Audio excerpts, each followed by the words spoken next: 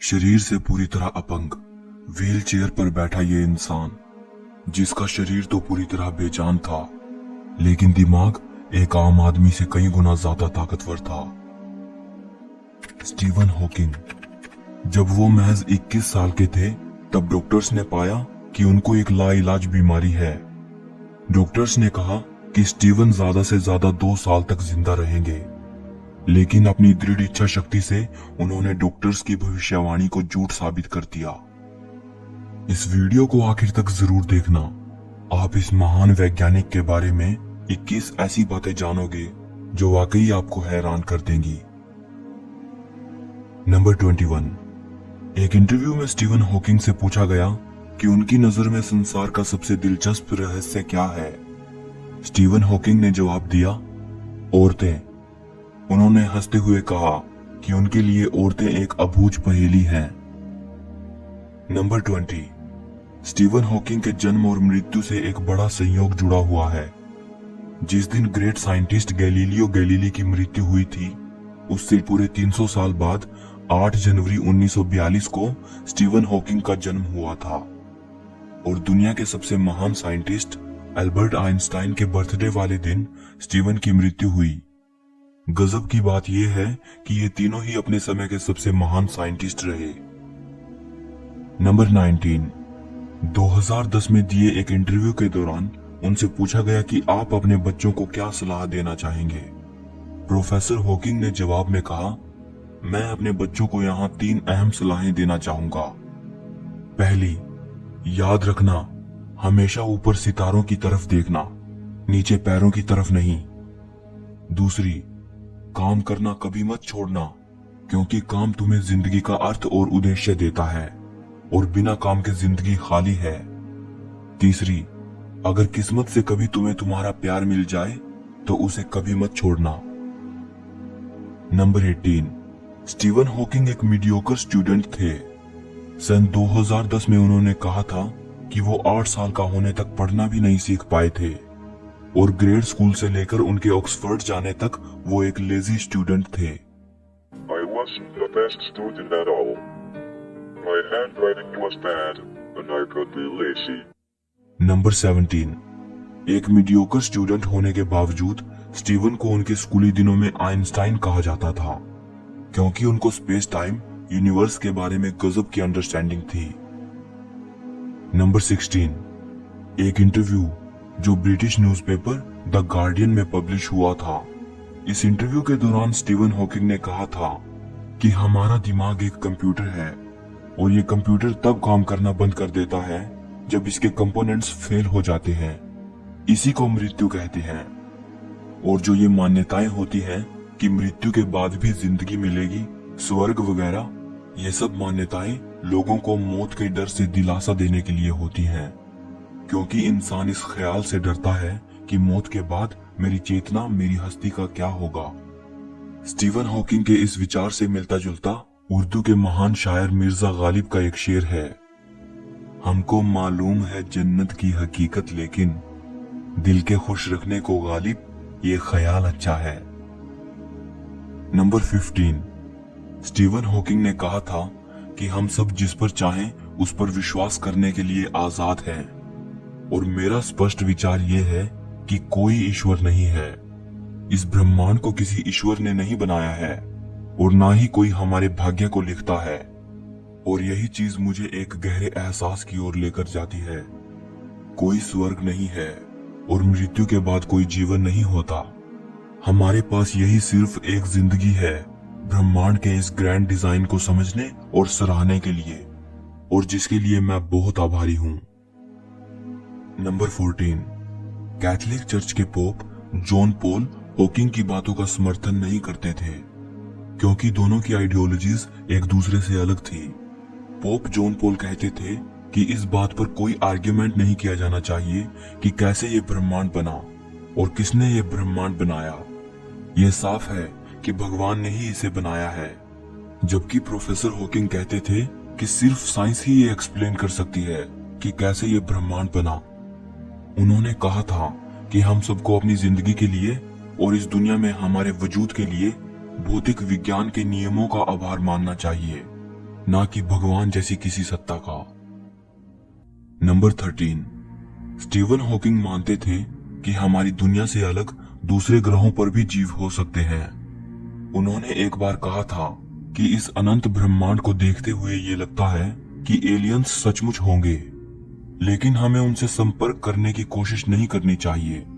ये हमारे लिए खतरनाक साबित हो सकता है। स्टीवन हॉकिंग ने चेतावनी देते हुए कहा कि एलियंस रिसोर्सेज के लिए पृथ्वी को भारी नुकसान पहुंचा सकते हैं। नंबर 12, 2010 में स्टीवन हॉकिंग ने कहा था कि अगर कभी एलियंस हमारी दुनिया को विजिट करते हैं तो नतीजा कुछ ऐसा होगा जैसा कि तब हुआ था जब कोलंबस अमेरिका की धरती पर उतरा था। कोलंबस का अमेरिका पहुंचना अमेरिका के लोगों के लिए नुकसानदायक साबित हुआ था। नंबर 11, वैसे तो स्टीवन साइंटिफिक कम्युनिटी में पहले से ही काफी फेमस थे, लेकिन वास्तव में वो आम लोगों की अटेंशन में तब आए जब 1988 में उनकी science book a brief history of time publish हुई। इस बुक ने पूरी दुनिया में तहलका मचा दिया। ये अपने समय की सबसे ज्यादा बिकने वाली बुक बनी। 150 हफ्तों तक New York times best seller list में रही और सारे रिकॉर्ड्स तोड़ते हुए 237 हफ्तों तक British Sunday times best seller list में रही। इस बुक की 1 करोड़ से भी ज्यादा कॉपीज बिक चुकी हैं। नंबर 10, प्रोफेसर हॉकिंग कहते थे कि उन्होंने हमेशा से ये सपना देखा था कि वो साइंस पर कोई ऐसी बुक लिखेंगे जिसे आम लोग भी आसानी से समझ पाएं। वे कहते हैं कि a brief history of time पर उनका यह सपना पूरा हुआ। ये बुक उन्होंने तब लिखी थी जब वो पूरी तरह अपंग हो चुके थे। स्टीवन की ये बुक कॉस्मोलॉजी पर है और उन्होंने इसमें बिग बैंग और ब्लैक होल्स जैसे विषयों पर लिखा है। नंबर 9, प्रोफेसर हॉकिंग ने अपनी डॉटर ल्यूसी के साथ मिलकर बच्चों के लिए भी कई साइंस बुक्स लिखी हैं। ये किताबें जॉर्ज नाम के एक लड़के पर केंद्रित हैं, जो ब्रह्मांड में ट्रैवल करते हुए ब्रह्मांड के बारे में सीखता है।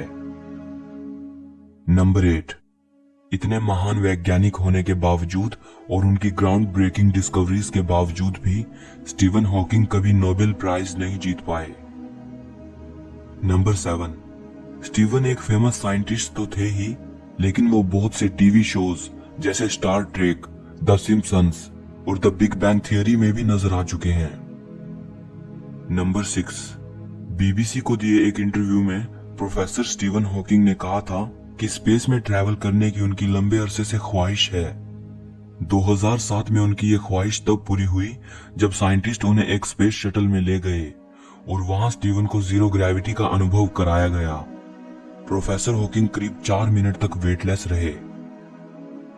नंबर 5, स्टीवन हॉकिंग ने दुनिया के अंत के बारे में बात करते हुए ये कहा था कि आर्टिफिशियल इंटेलिजेंस, न्यूक्लियर वार, महामारियां, क्लाइमेट चेंज और बढ़ती जनसंख्या, ये सभी वो कारण हैं जो दुनिया को अंत की ओर लेकर जाएंगे। प्रोफेसर हॉकिंग ने कहा था कि मुझे लगता है मानव जाति के पास खुद का अस्तित्व बचाए रखने के लिए 1000 साल हैं। जब तक कि ये पृथ्वी मनुष्य के रहने के काबिल ना बचे, तब तक हमें पृथ्वी जैसा कोई और ग्रह खोजने की जरूरत है। नंबर 4, 1963 में जब स्टीवन महज 21 साल के थे, तब डॉक्टर्स ने उनको बताया कि उन्हें मोटर न्यूरॉन नाम की एक भयानक लाइलाज बीमारी है। इस बीमारी में इंसान का उसकी मांसपेशियों से नियंत्रण छूटने लगता है और धीरे धीरे उसका सारा शरीर अपंग हो जाता है और उसकी मृत्यु हो जाती है। किसी इंसान में इस बीमारी के पता लगने के कुछ ही महीने या साल बाद इंसान की मृत्यु हो जाती है। जब डॉक्टर्स को पता चला कि स्टीवन को यह बीमारी है, तब डॉक्टर्स ने उनको बताया कि वो 2 साल से ज्यादा नहीं जी पाएंगे। लेकिन स्टीवन ने अपनी इच्छा शक्ति के बदौलत डॉक्टर्स की भविष्यवाणी को झूठ साबित कर दिया। वो 50 साल से भी ज्यादा जिए। बीमारी के पता चलने के बाद धीरे धीरे वो पूरी तरह अपंग हो गए थे, सिर्फ उनका दिमाग जिंदा था।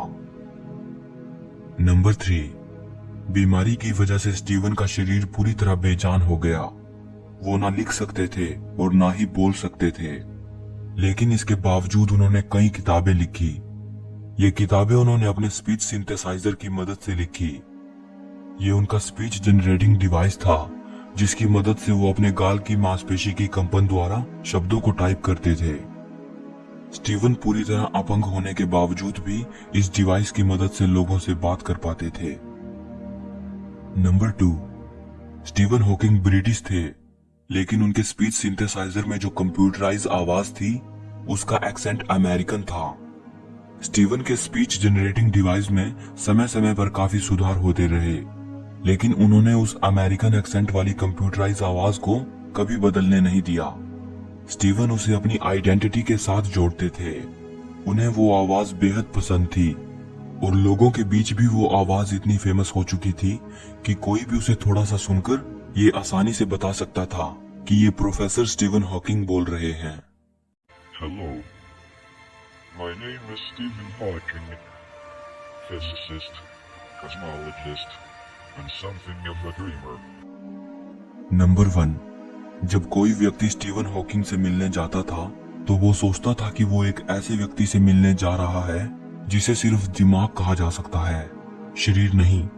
लेकिन जब व्यक्ति उनके सामने खड़े होकर उनसे बात करता तब उसे पता चलता था कि वो एक ऐसे अद्भुत इंसान से मिल रहा है जिसे किसी की सहानुभूति, सहायता और दया की जरूरत नहीं है, बल्कि व्हील चेयर पर बैठे होने के बावजूद वो सब काम कर सकता है, यहाँ तक कि वो दूसरे के कामों में भी मदद करने को सक्षम है। पूरी तरह से विकलांग होने के बावजूद इस महान वैज्ञानिक ने साबित करके दिखाया कि अगर इंसान का खुद पर पूरा विश्वास हो तो वो कुछ भी कर सकता है। उन्होंने एक बार कहा था, पिछले 49 सालों से मैं मरने का अनुमान लगा रहा हूं। मैं मौत से नहीं डरता, लेकिन मुझे मरने की भी कोई जल्दी नहीं है, क्योंकि मरने से पहले मुझे अपनी जिंदगी में बहुत सारे काम करने हैं। सो इस वीडियो के लिए इतना ही। अगर आपको वीडियो अच्छी लगी हो तो लाइक और शेयर जरूर कर देना। कमेंट करके बताइएगा कि इस महान वैज्ञानिक के बारे में आपकी क्या राय है। हिस्ट्री और फिलोसफी से जुड़ी ऐसी ही अमेजिंग वीडियोस को देखने के लिए चैनल को सब्सक्राइब करके घंटी को दबा देना। सो मिलते हैं अगली वीडियो में।